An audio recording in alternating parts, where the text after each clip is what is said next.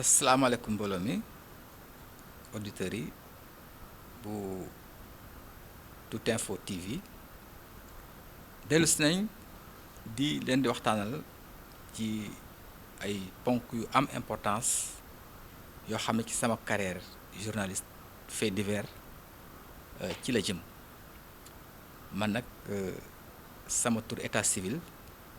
Biram Demba Faye moo ci nekk mais nag doon naa signé Ngagne Demba doon naa signé itam Lamine Sène doon naa signé Ben Rayimba mais tur bi ci gënoon a fés mooy Ibrahima Ngari Faye lan moo waral loolu simplement parce que dama nekkoon sous contrat à l'agence de presse sénégalaise APS mais ñu dem ba jëmi jamono Presse People dal di ubbeeku Sénégal à partir de 1994 donc 1994 ba 2004 maa ngi doon def fait divers journal bu fi ubbi woon nag dans les temps da nga may soxla oo ma parce que pratiquement man rek maa fi doon def fait divers à part Le Soleil Pape Diop ba fa nekkoon man rek maa doon def fait divers Sénégal fii ci Dakar plutôt et man tam man ak Mass Diack yàlla na ko yàlla yërëm ñu ñoo doon def chronique judiciaire tribunal Cap Manuel ba tribunal Lat Dior ba bloc des Madeleines yëpp ñun maak Mass Diack rek ñoo fi doon def pratiquement chronique judiciaire et donc ma amoon carnet d'adresse à l'époque c'était pas facile parce que gendarmerie ak police ñoom ñoo doon joxe information yi te vraiment c'était les grandes muettes daaw ñu joxe information noonu mais demoon naa ba à un certain moment ba police ak gendarmerie nekk pratiquement sama domaine de prédilection et yooyu nag ci fait divers yooyu ma doon def ma am ci ay faits yoo xam ne dañu marqué sama carrière te ba taxoon ma amoon tur ñu marquoon sama carrière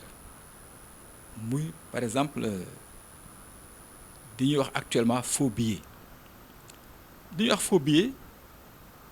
dans le temps sax on peut dire que amuloon multiplicateur de billets moo amoon ce n'est que vers les années ay 2000 et quelques jëm 2002 2003 2004 2005 ci la faux billets yi fausse monnaie yi commencé ñëw ki la gën a bëri daal mais dans le temps amuloon ce qui était le plus fréquent dans ces histoires de fausse monnaie c'était la multiplication da ngay ñëw arnaquer nit genre arnaque la woon ne ko nit diw jox ma par exemple 500 000 ma defal ko 5 millions loolu amoon na fi su la joxee xaalis bi muy xaalis bu vrai nga empoché ko defal ko ay coupures ba jusqu'à concurrence de 5 millions defal ko ay coupures yëpp coupure 1000 francs coupure 5000 coupure 10 000 dugal ko ci sac mbaa ci benn endroit ne ko au bout de tant nombre de jours na nga ubbi sac bi soo ko ubbee di nga ci fekk sa xaalis loolu amoon na fi et on se rappelle l'histoire de Reug Reug Bodian bu troupe bu Saint-Louis bu ñoom Marie Madeleine ak ñoom Golbert ak ñoom Daouda Guissé di Dodge Guissé keroog maa ngi dégg muy waxtaan mais écoloon ci tur Dodge bi on le connaît très bien sous le prénom le surnom de Dodge Guissé affaire Reug Reug Bodian boobu arnaque la woon boo xam ne le chef comptable de la SAID à l'époque fekk na ma Ndar moom la ñu arnaqué woon je crois à concurrence de entre 45 et 50 millions di ko dofloo nag di ko defloo ay Reug Reug Bodian passons. Il y avait aussi un cas très marquant et ça c'était un peu avant les années 2000, bien avant les années 2000, le cas de waa jooju nekkoon Kaolack te ñu doon ko tudd Abdou Xaalis kooku xamoon nañu kaam kooku aussi genre arrêt la doon def parce que daf doon wax ne mun na multiplier ay billets alors nit ñi nag def un rush dem ci moom bëri lool sax su ñëwee encaissé 3 4 5 personnes ku nekk mu am 100 000 500 000 300 000 400 000 ba 1 million alors il fait attendre bu xaarloo benn nit jël xaalis bi jox ko kooka dem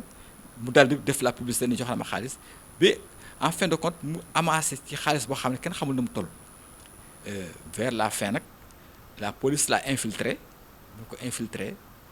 et après mu trouvé ne kii arnaque la doon def mais en fait c'était pas un multiplicateur de billets donc genre yooyu moo amoon bi ñu fa jógee nag ci ay partir de 2000 ci la affaire yi faux billets ñëw cas bi ma ci gën a marqué mooy le cas de la Val d'Or le cas de la Val d'Or nga xam ne kooku dama ko vivre personnellement topp ko ba egg fi nga xam ne fa la waroon a yem ma am ci ay problème d'ailleurs à l'époque maa ngi doon bindal benn journal loolu moo gën a tax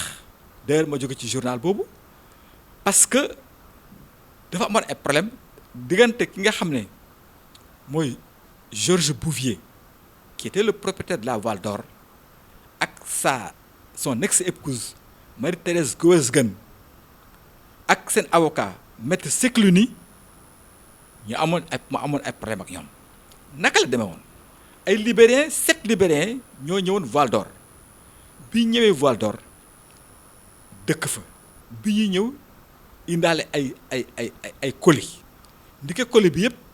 ay faux billets ñoo ci nekk ay argent ay billets noirs ñoo ci nekk alors ñëw proposer un marché bi ñu toogee pendant ay 3 4 jours 5 jours daal di le propriétaire de l'hôtel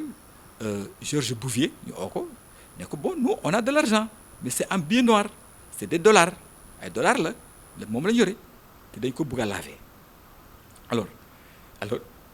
bon ko ñu def exemple génne ay billets dem laver ko ànd ak moom laver ko ay plus de 100 000 des trucs comme ça là waaye donc ñu appâté ko mu jàpp tu vois alors nangu loger leen chaque jour xale yi di ko laaj xaalis jusqu'à concurrence de 11 millions rien que pour jënd le produit pour laver les billets noirs c'était des Libériens ça c'était passé après la guerre du Libéria où les fekk banques yi ñu toj leen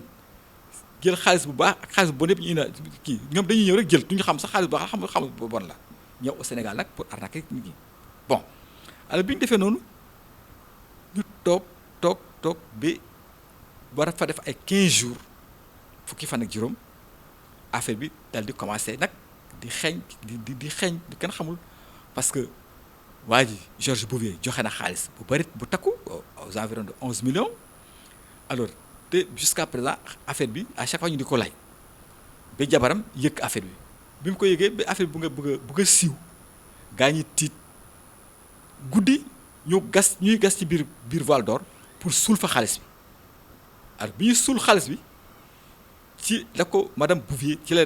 gis bi mu leen gisee nag le lendemain mu dem à la gendarmerie de Hann Yaraax dal di ko fa dal di leen di boole libériens yi daw dem loger ci fii benn hôtel Le Manguier bu nekk fii ci vers les Almadies gendarmerie def ay investigation ba jàppale Georges Bouvier pour complicité bi ñu ko jàppee alors maintenant c'est là où le problème s'est posé bi ñu jàppee Georges Bouvier jàpp gaañi comme amoon na déjà avocat maître Seclini mu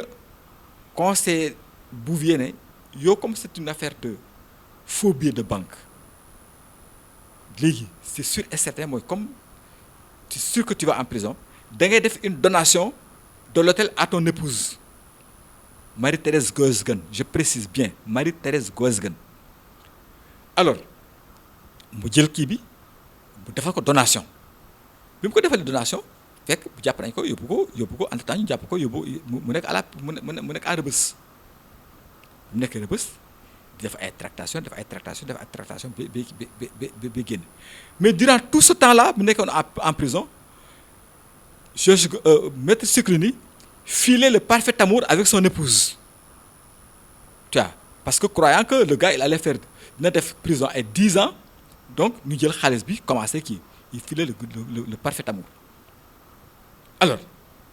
mais mu génn bi mu génnee prison la femme a demandé le divorce Marie-Thérèse Goesgen demandé divorce fekk am na ñaari doomu jigéen alors bi ñu defee noonu le divorce ñu prononcé ko au tribunal jël tous les biens hôtel bi tout jox ko la dame tout ça sur les conseils de maître Cicclini ki nga xam ne moom moo doon doxaan ndaw si parce que il faut utiliser le mot moo doon doxaan ndaw si bi waa ji nekk en prison mu di ko doxaan alors affaire bi nag daal di exagéré Georges Bouvier génn demande ay conseils di commande ay conseils bi ñu ne ko la donation est révocable alors mu def le nécessaire toutes les démarches nécessaires ba ñu delloo ko hôtel bi alors j'avais commencé à faire des papiers topp affaire parce que j'avais même des photos yoo xam ne on a dañuy amoon ay photos yoo xam ne dañuy wane maître Cicclini muy fóon ndaw si ci benn baar donc may def papier yi moom mu ragal am ay problème mu bind lettre sama directeur comme bind naa ci lu mot 4-5 papiers yoo xam ne dama demoon ba au fond xamoon naa dossier bi j'ai le dossier mais jusqu'à une époque très récente à une date très récente d'ailleurs dossier bi def maa réer parce que amoon na dama ko gardé woon alors mu bind sama directeur de publication ne ko man damaa ñëw foofu dama ñëw ci moom di ko laaj xaalis bind ko wax ko sama directeur ma xëy si rek directeur bi oo ma ne ma oui lire lettre bi ma ne ko mais qu'est-ce que ça mu ne ko mais qu'est-ce que ça xam nga lan la ma ne ko mais kii dafa wax lu ko neex mu ne man dama koy laaj xaalis pour yow mu ne man xanaa kon su ma ko laaj xaalis pour man laajal ko sama bopp man pigiste laa fii am naa contrat fenn pigiste laa fii su ma laaj xaalis kañ mais sama bopp laa ko laaj mais du ma la ko laajal mu insisté ñu xuloo ma jóge fa donc voilà l'histoire de la Voile d'Or nga xam ne jusqu'à présent le problème là ma amoon ko nag à cœur ma amoon ko ci sama biir xol waroon ko éclairciral public bi waroon ko éclairciral auditeur bi que Georges Bouvier d'accord il a été victime de sa naïveté parce que nangu woon na libériens yi defal ko lavel ko xaalis bi raxasal ko xaalis bi ay dollars il a été complice d'accord mais il a été aussi victime d'un truchement entre son ex-épouse Marie-Thérèse Goesgen ak l'avocat bi ñuy wax maître Cicclini may xaar nag ci beneen émission ñu dellusiwaat encore ci yeneen faits yoo xam ne dañu marqué sama carrière journaliste de faits divers